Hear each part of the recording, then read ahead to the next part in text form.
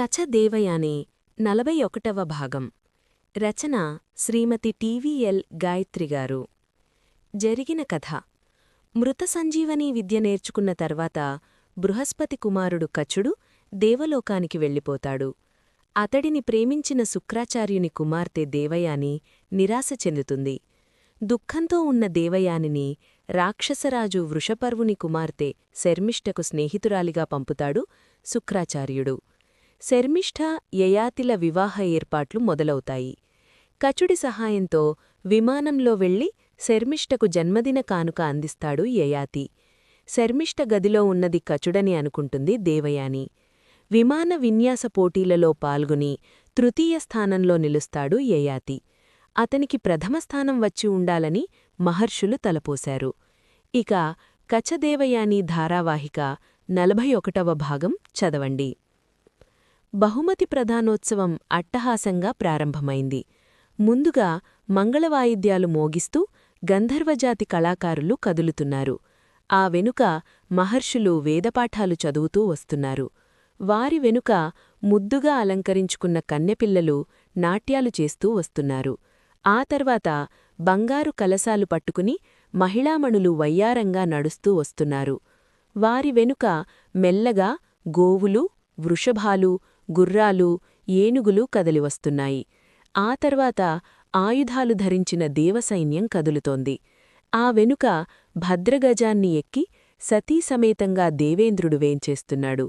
దేవతలు, కిన్నెరలు, కింపురుషులు పెద్ద సంఖ్యలో వస్తున్నారు.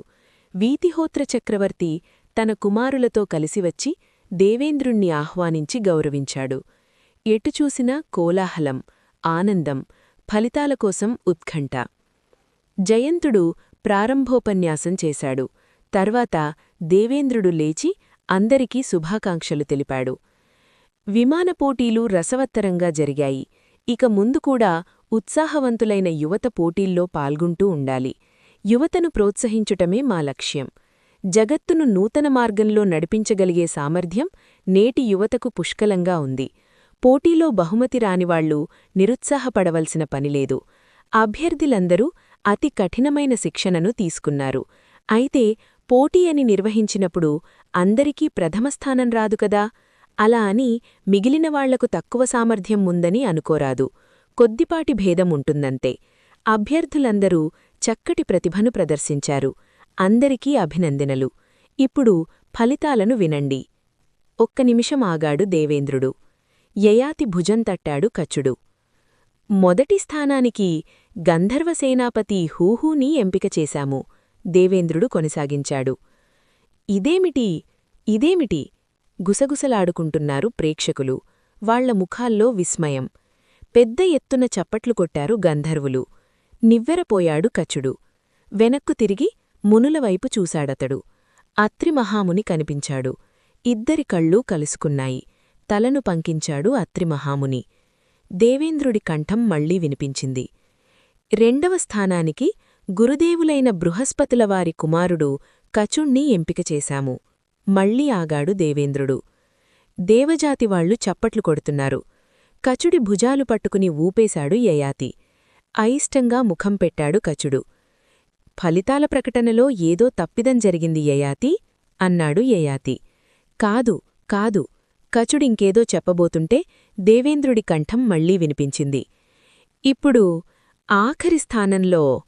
ఒక్క నిమిషమాగి అందరినీ చూశాడు దేవేంద్రుడు.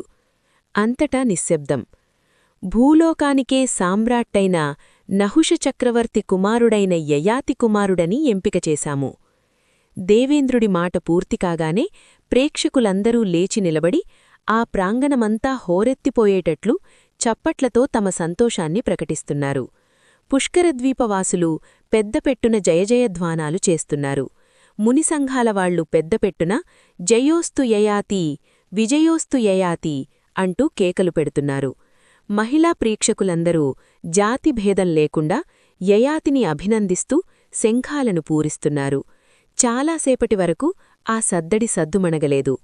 దేవేంద్రుడికి అర్థమైంది. తమ వైపు నుండి యయాతికి ప్రథమస్థానం దక్కలేదు. కాని ప్రేక్షకులందరూ జాతిభేదం చూపకుండా యయాతికి ప్రథమస్థానమిచ్చి గౌరవించారు. జయంతుడివైపు చూశాడు దేవేంద్రుడు. తండ్రి చూసిన చూపులో భావం అర్థమయ్యి తలదించుకున్నాడు జయంతుడు.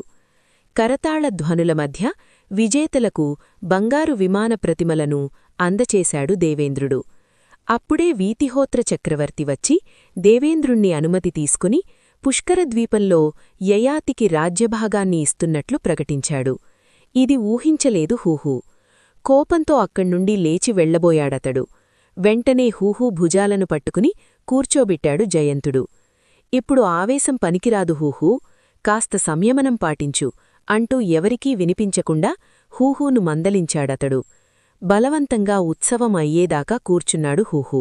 వైభవంగా ఉత్సవం ముగిసింది. ఇంకా ఉంది కచదేవయాని ధారావాహిక 42వ భాగం త్వరలో.